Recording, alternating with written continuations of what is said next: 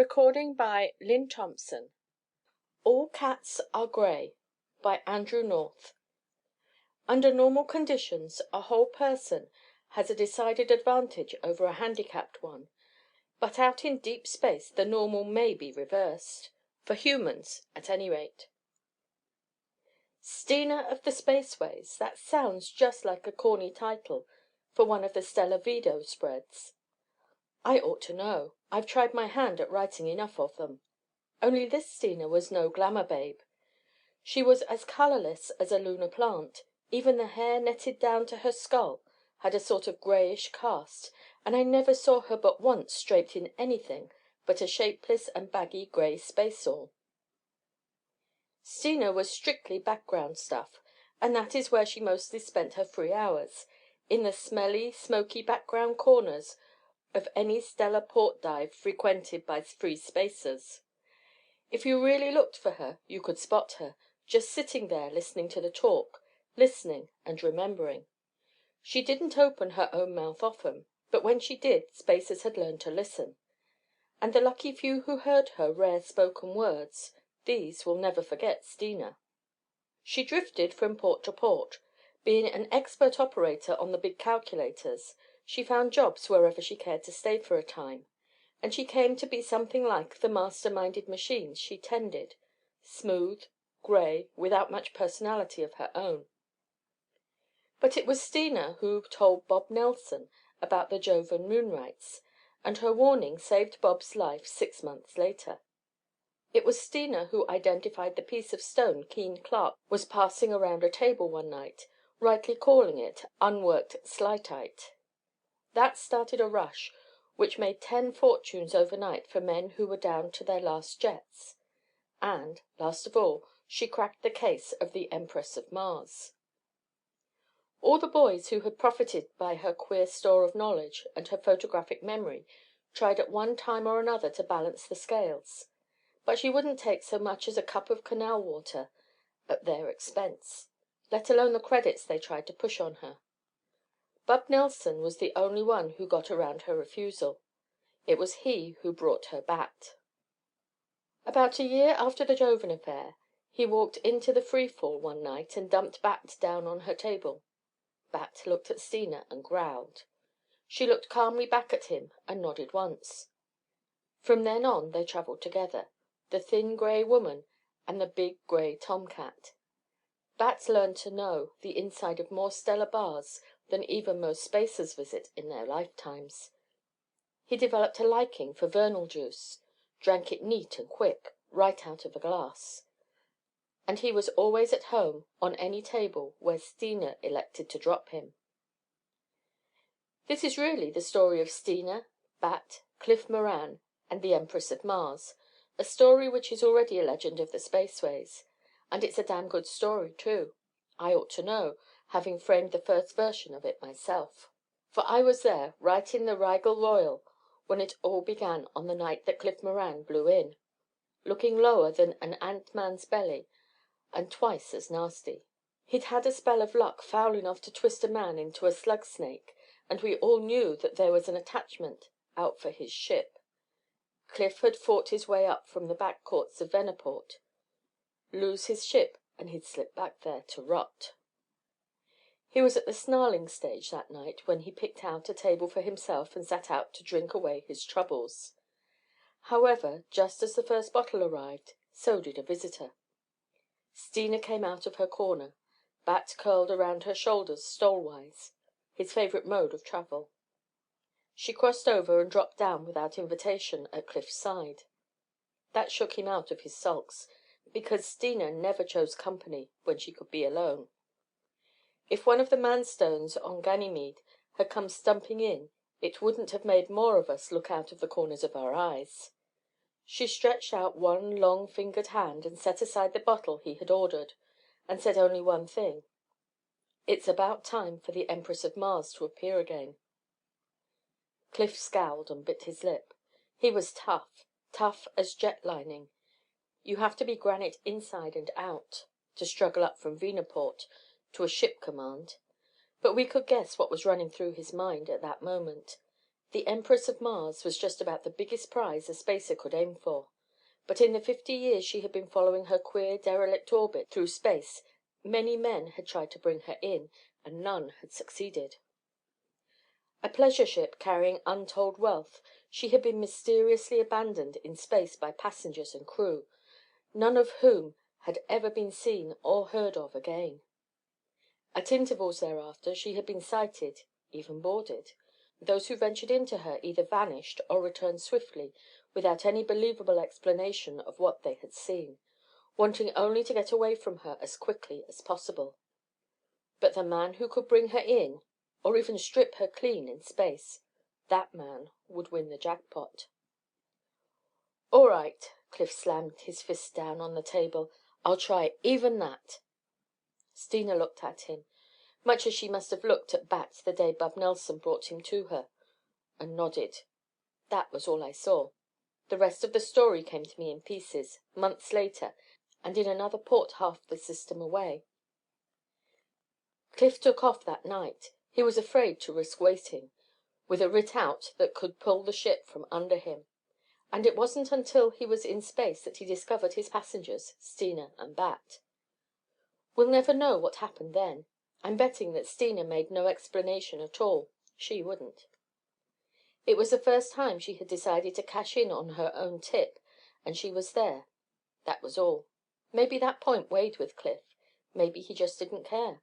Anyway, the three were together when they sighted the Empress riding, her dead lights gleaming, a ghost ship in night space. She must have been an eerie sight because her other lights were on too, in addition to the red warnings at her nose. She seemed alive, a Flying Dutchman of space. Cliff worked his ship skillfully alongside and had no trouble in snapping magnetic lines to her lock. Some minutes later the three of them passed into her. There was still air in her cabins and corridors, air that bore a faint corrupt taint which set Bat to sniffing greedily and could be picked up even by the less sensitive human nostrils. Cliff headed straight for the control cabin, but Stina and Bat went prowling.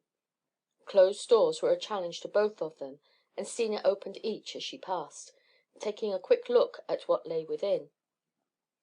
The fifth door opened on a room which no woman could leave without further investigation. I don't know who had been housed there when the Empress left port on her last lengthy cruise. Anyone really curious can check back on the old photo-reg cards. But there was a lavish display of silk trailing out of 2 travel kits on the floor, a dressing table crowded with crystal and jewelled containers, along with other lures for the female which drew Stina in. She was standing in front of the dressing table when she glanced into the mirror, glanced into it and froze. Over her right shoulder she could see the spider silk cover on the bed. Right in the middle of that sheer gossamer expanse was a sparkling heap of gems, the dumped contents of some jewel case. Bat had jumped to the foot of the bed and flattened out as cats will, watching those gems, watching them and something else. Stina put out her hand blindly and caught up the nearest bottle. As she unstoppered it she watched the mirrored bed. A gemmed bracelet rose from that pile, rose in the air and tinkled its siren song. It was as if an idle hand played. Bat spat almost noiselessly, but he did not retreat. Bat had not yet decided his course. She put down the bottle. Then she did something which perhaps few of the men she had listened to through the years could have done. She moved without hurry or sign of disturbance on a tour about the room. And although she approached the bed, she did not touch the jewels. She could not force herself to that. It took her 5 minutes to play out her innocence and unconcern. Then it was Bat who decided the issue. He leaped from the bed and escorted something to the door, remaining a careful distance behind. Then he mewed loudly twice. Stina followed him and opened the door wider. Bat went straight on down the corridor, as intent as a hound on the warmest of scents. Stina strolled behind him, holding her pace to the unhurried gait of an explorer. What sped before them both was invisible to her, but Bat was never baffled by it. They must have gone into the central control cabin almost on the heels of the unseen. if the unseen had heels, which there was a good reason to doubt. For Bat crouched just within the doorway and refused to move on. Stina looked down the length of the instrument panels and officers' station seats to where Cliff Moran worked. On the heavy carpet her boots made no sound, and he did not glance up, but sat humming through set teeth as he tested the tardy and reluctant responses to buttons which had not been pushed in years. To human eyes they were alone in the cabin, but Bat still followed a moving something with his gaze, and it was something which he had at last made up his mind to distrust and dislike. For now he took a step or two forward and spat, his loathing made plain by every raised hair along his spine, and in that same moment Stina saw a flicker of vague outline against Cliff's hunched shoulders, as if the invisible one had crossed the space between them. And why had it been revealed against Cliff and not against the back of one of the seats, or against the panels, the walls of the corridor, or the cover of the bed where it had reclined and played with its lute? What could Bat see? The storehouse memory that had served Stina so well through the years clicked open a half-forgotten door. With one swift motion she tore loose her spaceall and flung the baggy garment across the back of the nearest seat. Bat was snarling now, emitting the throaty rising cry that was his hunting song, but he was edging back towards Stina's feet, shrinking from something he could not fight, but which he faced defiantly. If he could draw it after him, past that dangling spaceall, he had to. It was their only chance. What the... Cliff had come out of his seat and was staring straight at them. What he saw must have been weird enough. Stina, bare-armed and shouldered, her usually stiffly netted hair falling wildly down her back. Stina watching empty space with narrowed eyes and set mouth, calculating a single wild chance. Bat crouched on his belly, retreating from thin air, step by step, and wailing like a demon. "Toss me your blaster." Stina gave the order calmly, as if they still sat at their table in the Rigel Royal, and as quietly Cliff obeyed. She caught the small weapon out of the air with a steady hand, caught and levelled it. "Stay just where you are," she warned. "Back, Bat! Bring it back!" With a last throat-splitting screech of rage and hate, Bat twisted to safety between her boots. She pressed with thumb and forefinger, firing at the spacealls. The material turned to powdery flakes of ash, except for certain bits which still flapped from the scorched seat, as if something had protected them from the force of the blast. Bat sprang straight up in the air with a scream that tore their ears. "What—" began Cliff again. Stina made a warning motion with her left hand. "Wait!" She was still tense, still watching Bat. The cat dashed madly around the cabin twice, running crazily with white-ringed eyes and flecks of foam on his muzzle.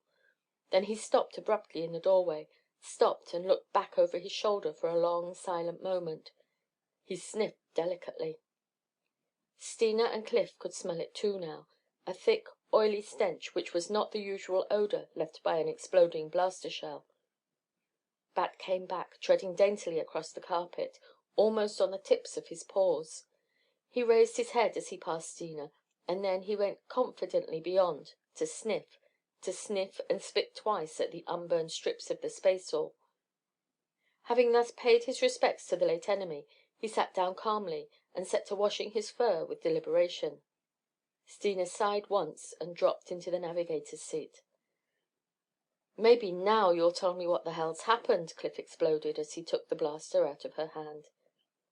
"Grey," she said dazedly. "It must have been grey, or I couldn't have seen it like that. I'm colour-blind, you see.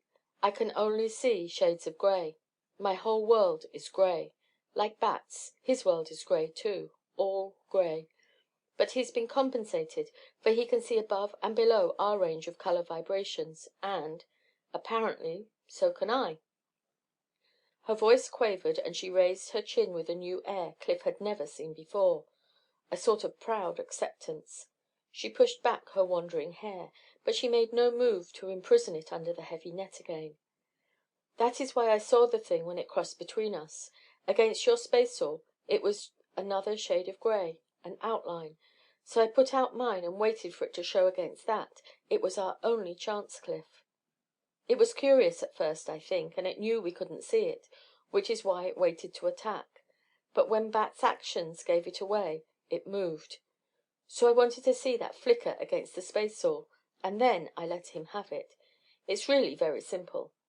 Cliff laughed a bit shakily. "But what was the gray thing? I don't get it." "I think it was what made the Empress a derelict. Something out of space, maybe, or from another world somewhere." She waved her hands. "It's invisible because it's a color beyond our range of sight. It must have stayed in here all these years. And it kills, it must, when its curiosity is satisfied." Swiftly she described the scene in the cabin and the strange behavior of the gem pile which had betrayed the creature to her. Cliff did not return his blaster to its holder. "Any more of them on board, do you think?" He didn't look pleased at the prospect. Steena turned to Bat. He was paying particular attention to the space between two front toes in the process of a complete bath. "I don't think so, but Bat will tell us if there are. He can see them clearly, I believe." But there weren't any more, and 2 weeks later Cliff, Steena and Bat brought the Empress into the lunar quarantine station. And that is the end of Steena's story because, as we have been told, happy marriages need no chronicles, and Steena had found someone who knew of her gray world and did not find it too hard to share with her, someone besides Bat. It turned out to be a real love match. The last time I saw her she was wrapped in a flame red cloak from the looms of Rigel and wore a fortune in Jovan rubies blazing on her wrists. Cliff was flipping a 3-figure credit bill to a waiter, and Bat had a row of Vernal juice glasses set up before him. Just a little family party out on the town. End of All Cats Are Grey by Andrew North.